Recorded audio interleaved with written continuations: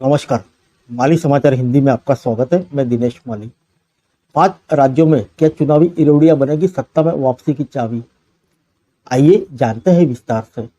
लोकसभा चुनाव का सेमीफाइनल कहे जाने वाले राजस्थान, मध्य प्रदेश, छत्तीसगढ़, तेलंगाना और मिजोरम विधानसभा चुनाव की तारीखों का ऐलान हो गया है। हिंदी पट्टी के राज्य राजस्थान, मध्य प्रदेश और छत्तीसगढ़ में मुख्य मुकाबला भारतीय जनता पार्टी और कांग्रेस के बीच होना है। यहाँ प्रधानमंत्री नरेंद्र मोदी की प्रतिष्ठा दांव पर लगी है। 9.5 साल केंद्र की सत्ता में रहने के बाद नरेंद्र मोदी के लिए यह चुनाव लिटमस टेस्ट से कम नहीं होगा। यह चुनाव इसलिए भी महत्वपूर्ण है कि सभी राज्यों में सरकारों ने लोक लुभावनी घोषणाएं करने के रिकॉर्ड तोड़ दिए हैं। इन चुनाव में फ्रीबीज या चुनावी रेवड़ियों का भी परीक्षा होने वाली है। विपक्ष के जातीय जनगणना के दाव पर जनता का रुख भी इन चुनाव में पता चलने वाला है। राज्यवार बात करें तो राजस्थान में कांग्रेस की सरकार है।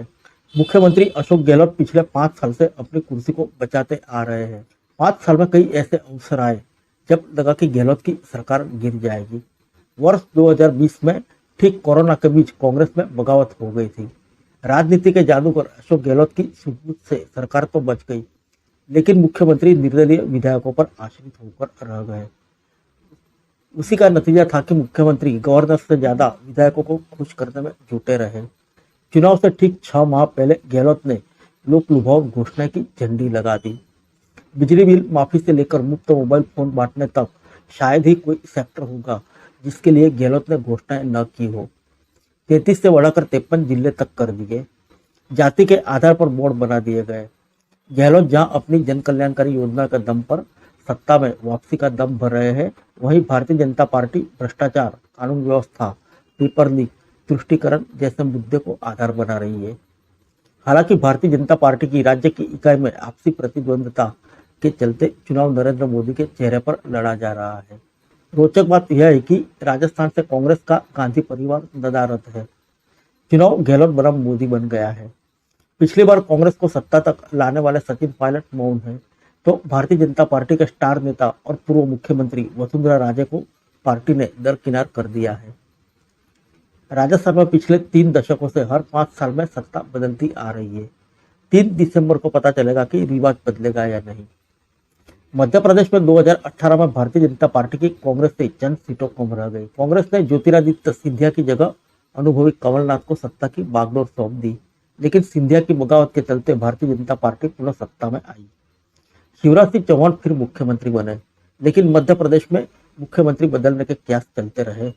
अभी भले चुनाव शिवराज सिंह चौहान के मुख्यमंत्री रहते हुए लड़ा जा रहा है, लेकिन यदि भारतीय जनता पार्टी सत्ता में लौटती है तो उन्हीं को कुर्सी मिलेगी, इसका कोई स्पष्ट संकेत पार्टी की ओर से नजर नहीं आ रहा। इस बार जिस तरह से भारतीय जनता पार्टी ने केंद्रीय कृषि मंत्री नरेंद्र सिंह तोमर से लेकर कद्दावर नेता कैलाश विजयवर्गीय, केंद्रीय मंत्रियों, सांसदों को टिकट दिया है, तो उससे भी शिवराज सिंह चौहान की बेचैनी बढ़ी है। हालांकि चौहान भी डीप फ्रिज के सहारे सत्ता वापसी की चाबी ढूंढ रहे हैं। कांग्रेस में मुख्य चेहरा कमलनाथ ही नजर आ रहे हैं। वह अपने 1 साल के कार्यकाल को लेकर जनता को लुभाने की कोशिश कर रहे हैं। कांग्रेस महासचिव प्रियंका गांधी वाड्रा ने भी मध्य प्रदेश में कांग्रेस की ओर से मोर्चा संभाला हुआ है। पिछले कुछ दिनों में प्रियंका के कई दौरे हुए। सत्ता विरोधी लहर के बीच भाजपा के लिए सत्ता में वापसी उतनी आसान नहीं है, लेकिन कमजोर कांग्रेस किस तरह से टक्कर दे पाएगी, यह भी चुनाव नतीजे से पता चलेगा। आइए जानते छत्तीसगढ़ की चुनावी राजनीति। छत्तीसगढ़ में 15 साल सत्ता से बाहर रहने के बाद वर्ष 2018 में कांग्रेस को सत्ता हासिल हुई थी। भूपेश बघेल को मुख्यमंत्री बनाया गया। राजस्थान और मध्य प्रदेश के मुकाबले छत्तीसगढ़ में कांग्रेस बेहद अच्छी स्थिति में है। हालांकि राज्य में भूपेश बघेल और टी.एस. सिंहदेव में भी कुछ वैसी नोकझोंक चलती रही, जैसी राजस्थान में सचिन पायलट और अशोक गहलोत में चल रही है। भूपेश बघेल आला कमान को साधकर कुर्सी बचाने में सफल तो हुए, सत्ता में पुनः वापसी के लिए भूपेश बघेल ने भी चुनावी रेवड़ियों का सहारा लिया है। अब तक बघेल काफी मजबूत स्थिति में नजर आ रहे हैं, क्योंकि भारतीय जनता पार्टी के पास कोई मजबूत चेहरा नहीं है।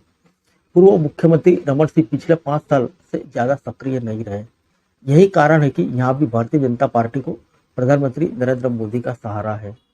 दक्षिण के राज्य तेलंगाना में के चंद्रशेखर राव की भारत राष्ट्र समिति सत्ता में है।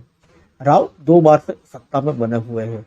जिस तरह से वर्ष 2018 में उन्हें बहुमत मिला था, तो कहा जा सकता है कि उनकी लोकप्रियता का ग्राफ काफी ऊंचा है।